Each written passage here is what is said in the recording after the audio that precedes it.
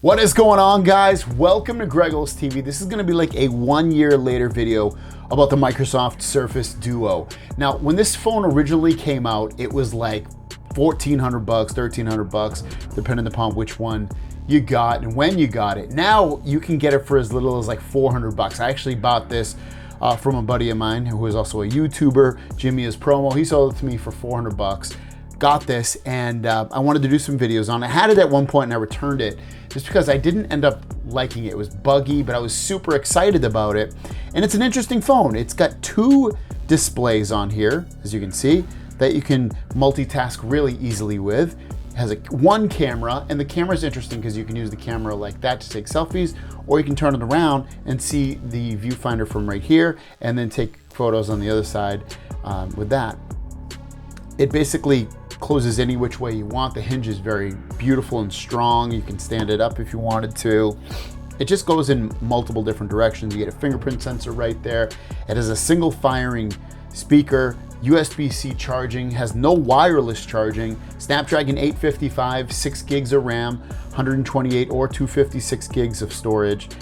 And for the time it was released last year, it was a little bit behind the times, you know, for what it was. And it was priced premium, but it didn't have the most premium specs overall. Now, a year later, it's still running Android 10. It does not even have Android 11.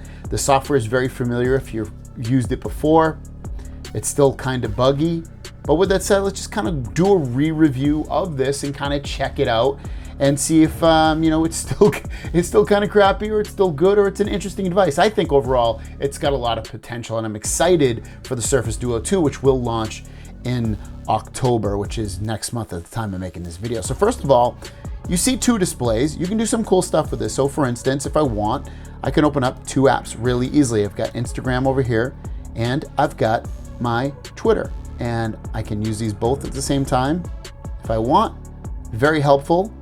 Very cool. Only a 60 hertz refresh rate on the display, so you're not going to get that cool, you know, 120 hertz or more on this display. It's one of the things people look down upon. It also doesn't have 5G. It has LTE. Not the end of the world, but just, you know, things to know on here.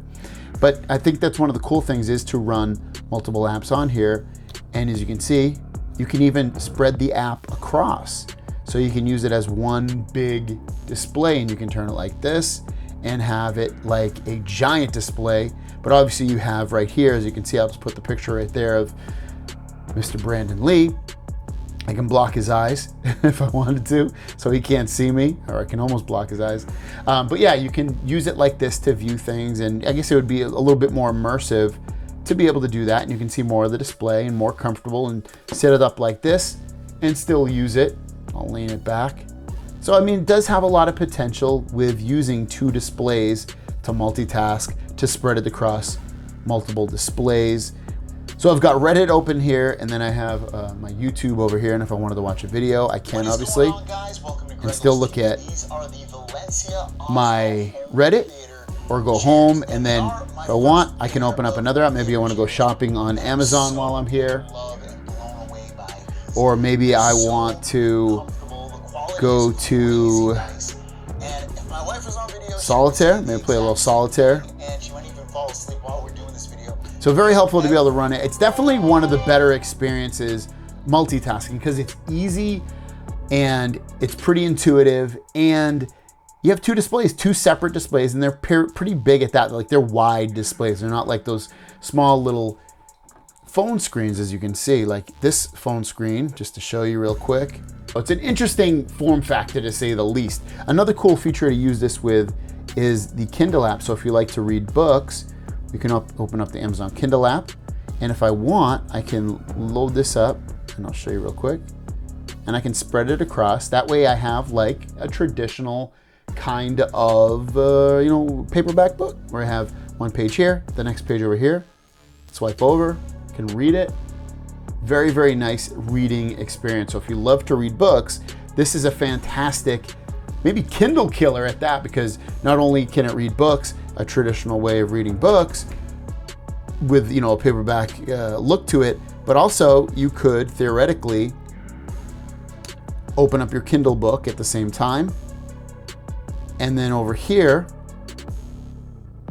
watch a video or listen to music. If I can go home on here, let's just see. I'll just open up Instagram right here since we're here. But basically, read a book, look through my Instagram. So it's, you know, the multitasking part of this is pretty amazing on here. So let's just go home real quick. Fingerprint sensor, I'll show you that. Works pretty good. Definitely not the best one I've ever used.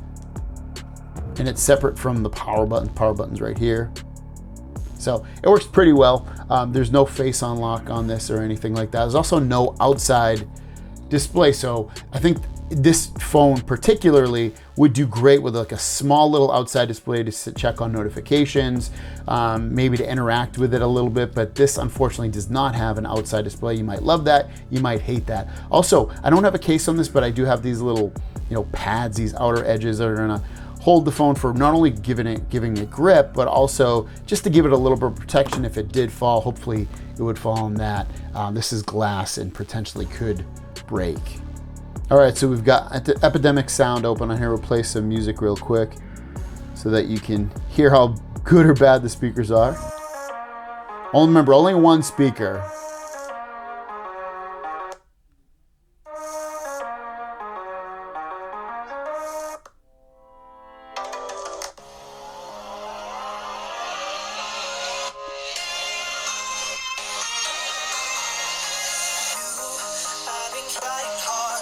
Not very loud. Also not that impressive.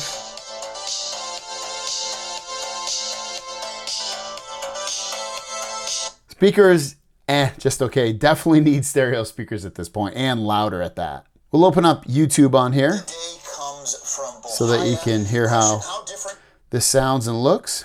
With that said, guys, let's get into the Q&A portion of the video and drop that. What is going on, guys? Welcome to Greggles TV. We have a handful of stories and then we have a handful of questions. With that said, let's jump into the tech news. Now, our first couple of stories are about the Pixel 6 and 6 Pro, a phone that Google is putting out that's going to have flagship specs and a flagship design and feel, which is a change of things coming from the Pixel 5, where they kind of downgraded a little bit and kept the price low. This is going to be a true competitor, or at least in layman's terms and in real life terms, to the Galaxy S21 Ultra. It's an alternative to that phone. When's it going to come out? This is looking like the release date for the Pixel 6 and 6 Pro. This was found by So there you go, there's videos. A little bit awkward for watching it and on the full screen all the way across. Doesn't work that perfectly. Also want to make note, I haven't really done anything on this phone and it's heating up. So not a good sign. So I took a couple of photos. When you want to take a photo with the back screen, all you got to do is have the camera open, and now it will be just like this. So I can, you know, even though it's the front camera still, I can still use it like this and take a photo if I want. So I'll take a photo of, nothing too crazy here. I'll take a photo of my remote. But kind of interesting that it does that. So even though you only have one camera, you can sort it any way that you want, and it'll still see it flipped over right there. So pretty cool the way the software works.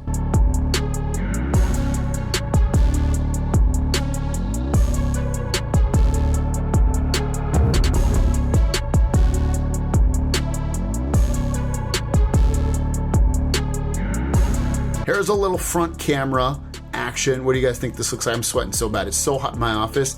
In Southern California, it is like 80 or 90 degrees. My office gets so hot because the sun burns right into it in the afternoon. It's still hot, like even though it's evening.